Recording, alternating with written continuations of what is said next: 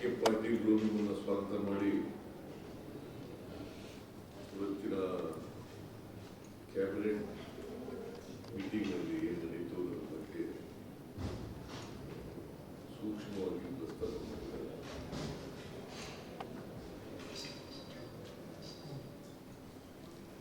Cabinet meeting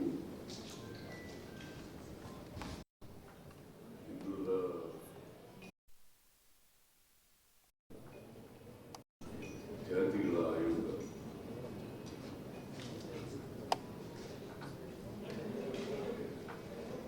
ಕುರಿತಂತೆ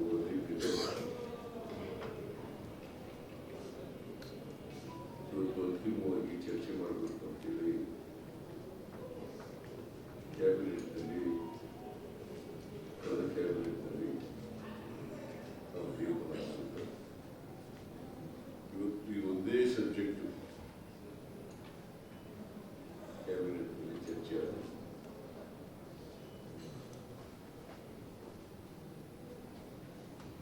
ಇದು socio educational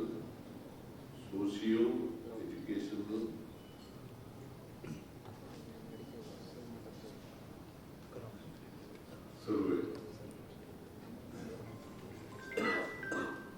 ಸುಮಾರು 54 ಮಾನದಂಡಗಳನ್ನು ಇಟ್ಟಿದ್ರು.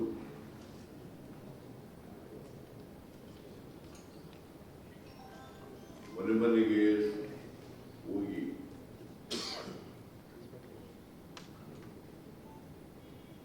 ಸರ್ವೆ ಮಾಡಿ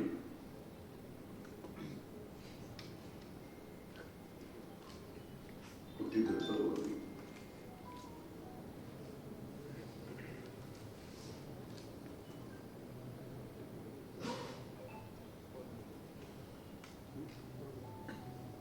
ಎರಡು 2011ರ ಜನಗಣತಿ ಪ್ರಕಾರ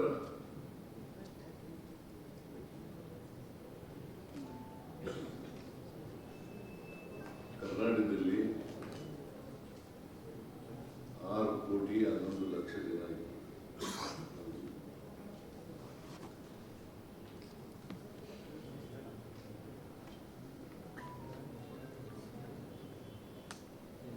ಈ ಜನಸಂಖ್ಯೆ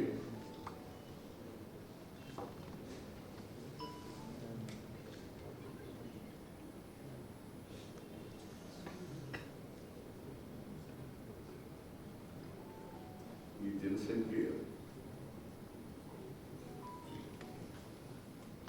2015ರ ವೇಳೆಗೆ 6,35,00,000 ಅಂತೇಳಿ ಅಂದಾಜು ಮಾಡಿದ್ರು.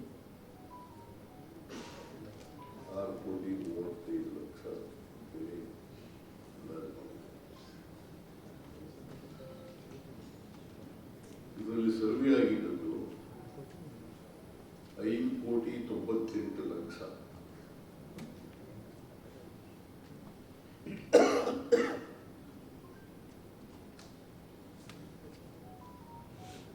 ಸರ್ವೆ ಪ್ರಾರಂಭ ಆದದ್ದು 11/4/2015. 11/4/2015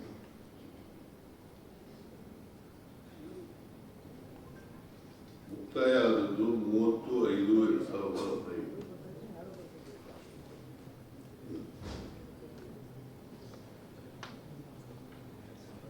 ಸುಮಾರು 1,60,000 ಸಿಬ್ಬಂದಿ ಈ ಸೋಷಿಯೋ ಎಜುಕೇಶನಲ್ ಸರ್ವೆನಲ್ಲಿ ಪಾಲ್ಗೊಂಡಿದ್ದಾರೆ.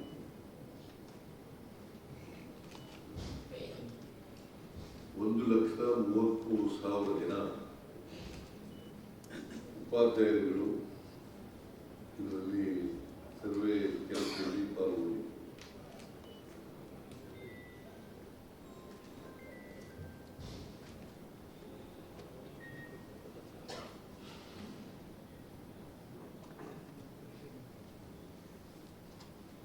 ಹಿಂದೆ ನಾನು ಮುಖ್ಯಮಂತ್ರಿಯಾಗಿರುವಾಗ 2013 ಮುಖ್ಯಮಂತ್ರಿಯಾಗಿರುವಾಗ ವರದಿ ಮತ್ತು ಅದರ ಶಿಫಾರಸುಗಳು ಅಂತಿಮಗೊಂಡಿರುವುದು.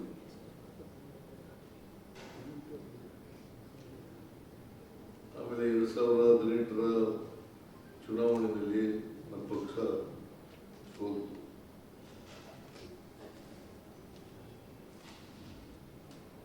ನಾನು ಮುಖ್ಯಮಂತ್ರಿಗೆ ರಾಜೀನಾಮೆಯನ್ನು ಕೊಟ್ಟೆ. ಆಮೇಲೆ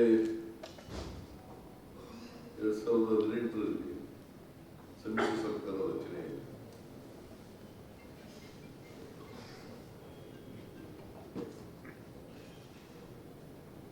ಕುಮಾರಸ್ವಾಮಿ ಅವರು ಸಮ್ಮಿಶ್ರ ಸರ್ಕಾರದ ಮುಖ್ಯಮಂತ್ರಿಯಾಗಿದ್ದರು.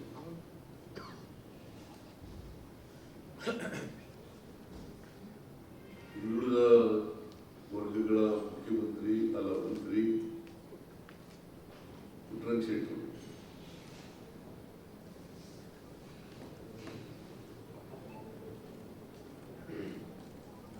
ಆ ವೇಳೆಗೆ ಚುನಾವಣೆಯಾಗಿ ಸಮ್ಮಿಶ್ರ ಸರ್ಕಾರ ಬರೋ ವೇಳೆಗೆ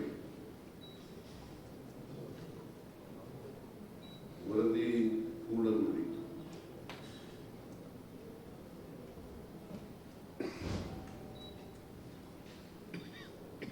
ಪುಟ್ಟರಂಗ ಶೆಟ್ಟಿ ಸಚಿವರು ಅವರು ಅಂದಿನ ಆಯೋಗದ ಅಧ್ಯಕ್ಷರಾಗಿದ್ದಂಥ ಕಾಂತರಾಜ್ ಅವರಿಗೆ ಯಾವ ವರದಿ ಸರ್ವೆ ಕೆಲಸ ಮಾಡಿದ್ರು ಅಧ್ಯಕ್ಷರು ಮತ್ತು ಸದಸ್ಯರು ಪುಟ್ಟರಂಗ ಶೆಟ್ಟಿಯವರನ್ನ ಅಪ್ರೋಚ್ ಮಾಡಿ ವರದಿ ತಗೊಳ್ಬೇಕು ಅಂತ ಹೇಳಿ ರಿಕ್ವೆಸ್ಟ್ ಮಾಡಿದ್ರು.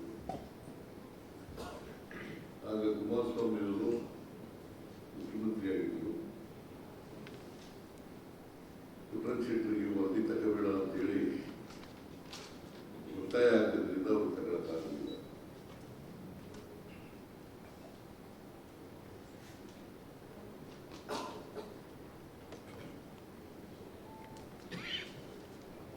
ಆಮೇಲೆ ನಾವು ಮತ್ತೆ 2023 ಮೇ ತಿಂಗಳಲ್ಲಿ ನಾವು ಅಧಿಕಾರಕ್ಕೆ ಬಂದ್ವಿ. ಆಮೇಲೆ ಕಾಂತರಾಜ್ ಅವರು ಅವರ ಅವಧಿ ಮುಗಿದ ಮೇಲೆ ಜಯಪ್ರಕಾಶ್ ಹೆಗ್ಡೆ ಅವರನ್ನ ಆಯೋಗದ ಅಧ್ಯಕ್ಷರನ್ನಾಗಿ ಮಾಡಿದ್ರು ಬಿಜೆಪಿ ಸರ್ಕಾರ.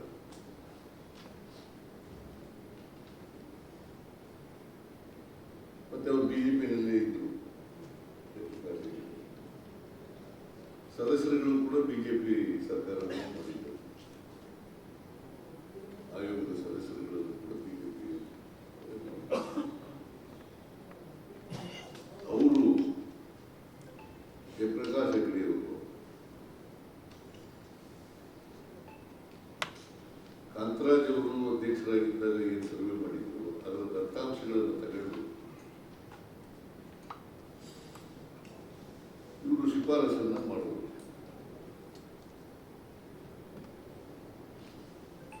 ಜಯಪ್ರಕಾಶ್ ಹೆಗ್ಡೆ ಅವರು ಶಿಫಾರಸುಗಳನ್ನು ಮಾಡುವುದು.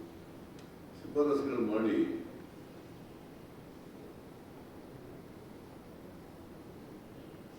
ಸರ್ಕಾರಕ್ಕೆ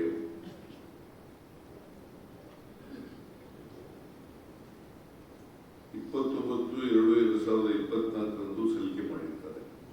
ಕಾಂತರಾಜು ಇದ್ರು.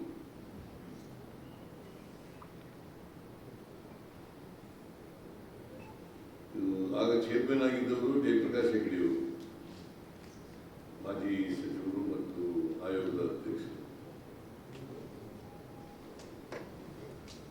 ಕಾಂತರಾಜು ಅವರ ವರದಿಯಲ್ಲಿರ್ತಕ್ಕಂಥ ದತ್ತಾಂಶಗಳ ಆಧಾರದ ಮೇಲೆ ಶಿಫಾರಸುಗಳನ್ನು ಮಾಡಿ ವರದಿಯನ್ನು ಸಲ್ಲಿಸುವುದು ಸರ್ಕಾರಕ್ಕೆ. ಅದು ವರದಿಯನ್ನು ಸಲ್ಲಿಸಿದ ತಾರೀಕು 29/2/2024.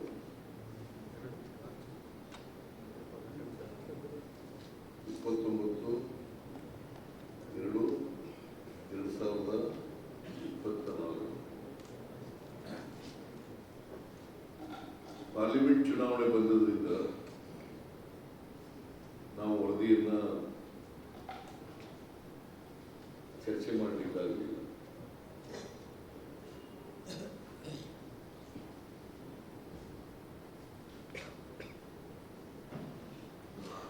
ಆಮೇಲೆ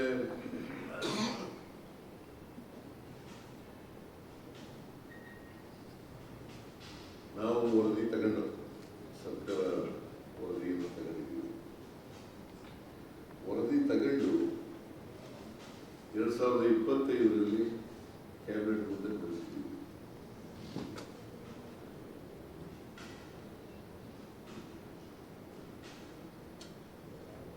ಕ್ಯಾಬಿನೆಟ್ನಲ್ಲಿ ಮಂತ್ರಿಮಂಡಲದ ಸದಸ್ಯರು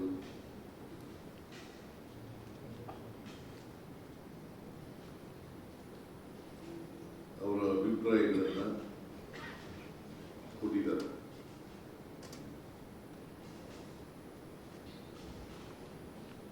ಅದಕ್ಕೆ ಒಂದು 2-3 ಕ್ಯಾಬಿನೆಟ್ ಮೀಟಿಂಗ್ಗಳಾದವು.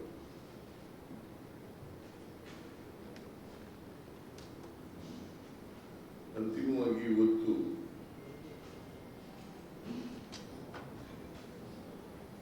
ಈ ವರದಿಯನ್ನು ಅಂತಿಮವಾಗಿ ಚರ್ಚೆ ಮಾಡಿದ್ದೀವಿ.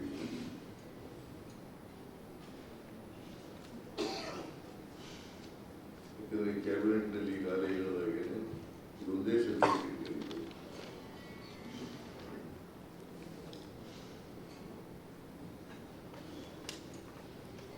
ಚರ್ಚೆ ಮಾಡಿ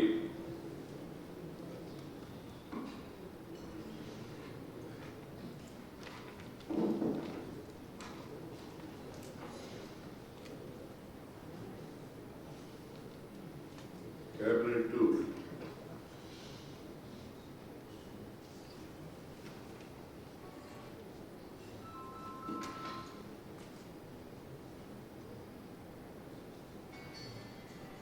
ಒಂದು ತೀರ್ಮಾನಕ್ಕೆ ಬಂದಿದೆ. ಇದು ಮೀನ್ವೈಲ್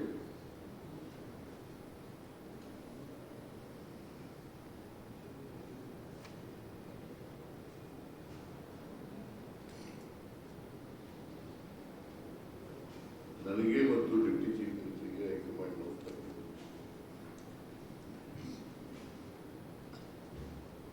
ಅವರು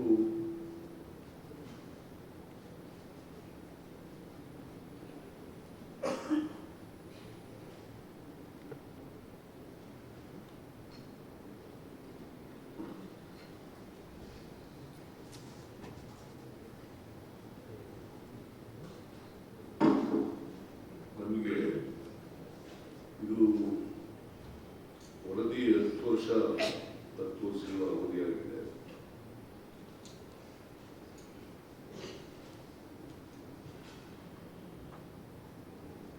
ಕಾನೂನು ರೀತಿಯ 10 ವರ್ಷಗಳಾದಮೇಲೆ ಅನೇಕ ಬದಲಾವಣೆಗಳು ಬೆಳವಣಿಗೆಗಳಾಗುತ್ತವೆ ಅಂತೇಳಿ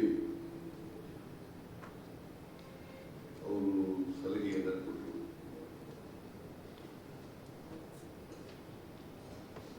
ಯಾಕಂದರೆ 2015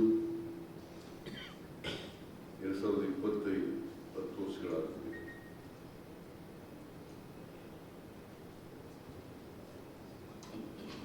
ಆ ಸಲಹೆ ಕೊಟ್ಟ ಮೇಲೆ ಅದು 10ನೇ ತಾರೀಕು ಹೋಗುತ್ತೆ. ಇವತ್ತು 12.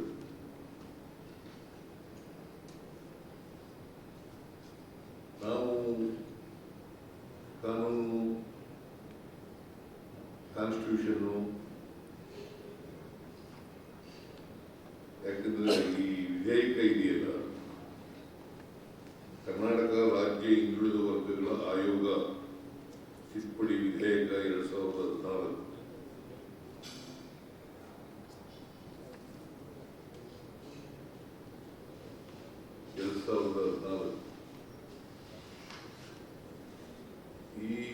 ಇದರ ಪ್ರಕಾರ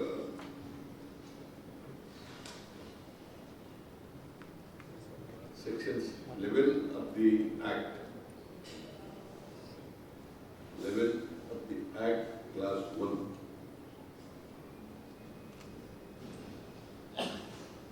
section 11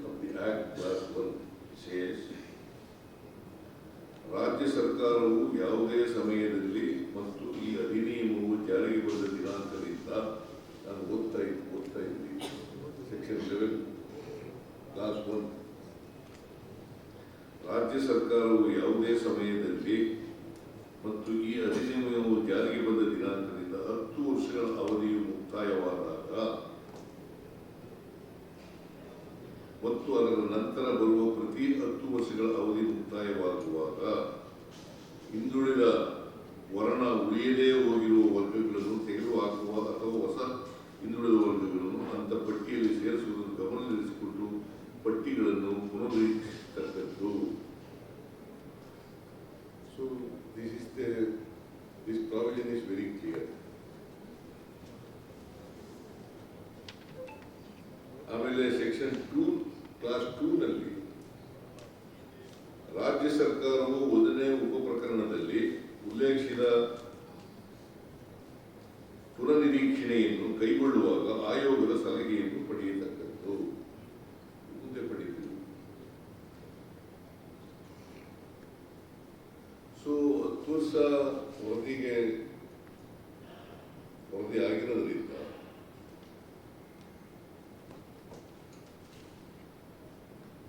ಮತ್ತೆ ಸಾಮಾಜಿಕ, ಶೈಕ್ಷಣಿಕ ಸಮೀಕ್ಷೆಯನ್ನ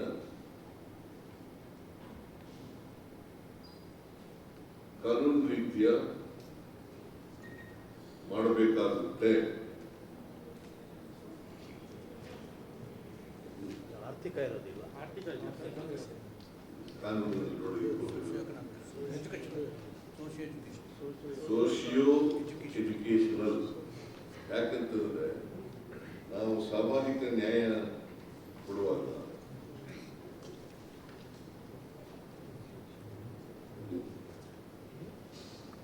ನಾವು ಈಗ ಆರ್ಟಿಕಲ್ 14 ನಲ್ಲೂ ಕೂಡ ಅದನ್ನೇ ಹೇಳಿರೋದು, ಆರ್ಟಿಕಲ್ 15, 16 ನಲ್ಲೂ ಕೂಡ ಹೇಳಿರೋದು ಸೋಶಿಯೋ ಎಜುಕೇಶನಲ್.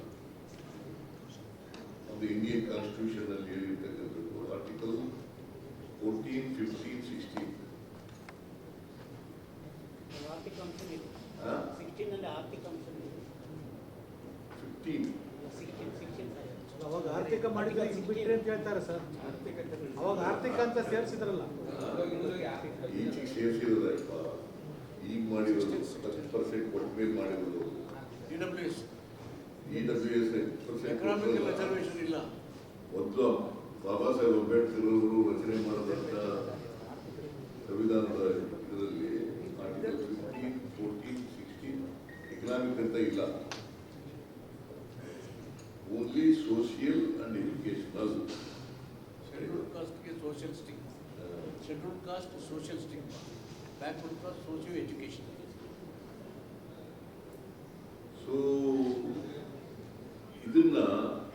ಇದು ಕೂಡ ನಾವು ಅದಕ್ಕೆ ಏನ್ ತೀರ್ಮಾನ ಮಾಡಿದ್ದೀವಿ ಅಂತಂದ್ರೆ, ಮೇಲ್ಕಂಡ ಅಂಶಗಳನ್ನು ಗಮನಿಸಿದ ಸಚಿವ ಸಂಪುಟರು ಈಗ ನಾವು ಆರ್ಟಿಕಲ್ ಆಮೇಲೆ ಸೆಕ್ಷನ್ ಕ್ಲಾಸ್ 1 ಅದನ್ನು ಚರ್ಚೆ ಮಾಡಿದ್ದೀವಿ, ಆಮೇಲೆ ಕ್ಲಾಸ್ 2 ಚರ್ಚೆ ಮಾಡಿದ್ದೀವಿ. ಅದನ್ನು ಮಾಡಿ ಮೇಲ್ಕಂಡ ಅಂಶಗಳನ್ನು ಗಮನಿಸಿದ ಸಚಿವ ಸಂಪುಟವು ಕರ್ನಾಟಕ ರಾಜ್ಯ ಹಿಂದುಳಿದ ವರ್ಗಗಳ ಆಯೋಗವು ಸಾಮಾಜಿಕ ಮತ್ತು ಶೈಕ್ಷಣಿಕ ಸಮೀಕ್ಷೆಯನ್ನು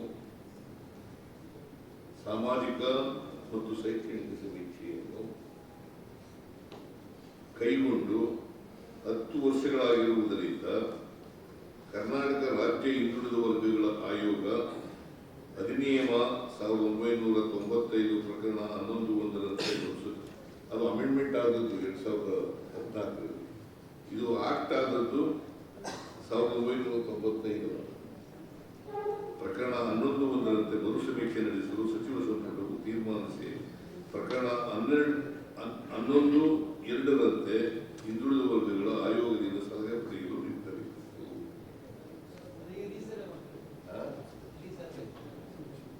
ಹೌದಪ್ಪ, ಈ ಸರ್ವೆ ಇಲ್ಲ, ಹೊಸ ಸರ್ವೆ. ಕಮಿಷನ್ಗೆ ಚೇರ್ಮನ್ ಇಲ್ವಲ್ಲ ಸರ್? BC ಕಮಿಷನ್ ಚೇರ್ಮನ್ ಇಲ್ವಲ್ಲ? ಯಾರು ಇದ್ದಾರೆ ನಾಯಕರು ಮಾಡಿದ್ದೀವಿ. ಮಧುಸೂದನ್ ನಾಯಕ್ ಮಧುಸೂದನ ನಾಯಕ್ ಇದೇ ಅಡ್ವೊಕೇಟ್ ಜನರಲ್ ಆಗಿದ್ರಲ್ಲ, ನಾನು ಮುಖ್ಯಮಂತ್ರಿ ಆಗಿರುವಾಗ ಅಡ್ವೊಕೇಟ್ ಜನರಲ್ ಆಗಿದ್ದರು ಮಧುಸೂದನ ನಾಯಕ್. ಸರ್, ಹಿಂದಿನ ಸಮೀಕ್ಷೆ ವರದಿಯನ್ನು ತಿರಸ್ಕಾರ ಮಾಡಿಲ್ಲ. ಮಧುಸೂದನ ನಾಯಕ್ ಚೇರ್ಮನ್ ಈಗ ಮೆಂಬರ್ಗಳು ಮಾಡಿಲ್ಲ. ಈಗ ಮೆಂಬರ್ಗಳು ಮಾಡ್ತೀವಿ ಒಂದು 2-3 ದಿನಗಳಲ್ಲಿ ಮಾಡ್ತೀವಿ.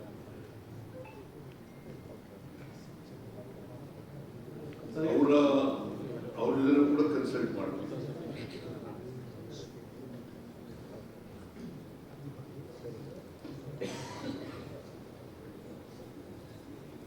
ನೋಡಿ, ಸೆಕ್ಷನ್ 9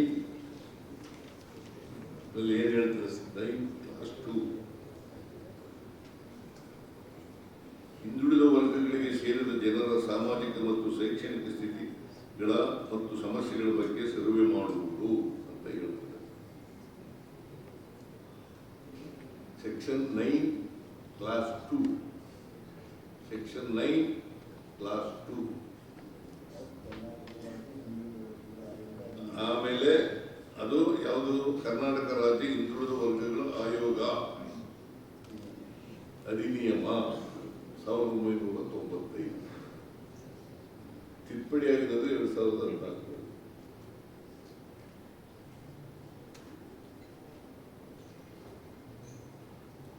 ಕ್ಲಾಸ್ 3 ನಲ್ಲಿ ಏನ್ ಹೇಳ್ತಾರೆ ಅಂದ್ರೆ,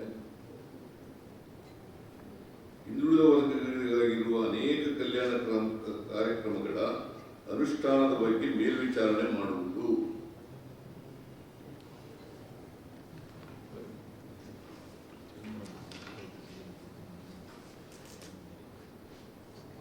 ಸೊ ಇದು ಸೆಕ್ಷನ್ 9 ನಲ್ಲಿ ಹೇಳ್ತಕ್ಕಂಥದ್ದು. ಆ ಸೆಕ್ಷನ್ ನಲ್ಲಿ 9 ಕ್ಲಾಸ್ 1 ನಲ್ಲಿ ಏನ್ ಹೇಳ್ತದೆ? Deletion addition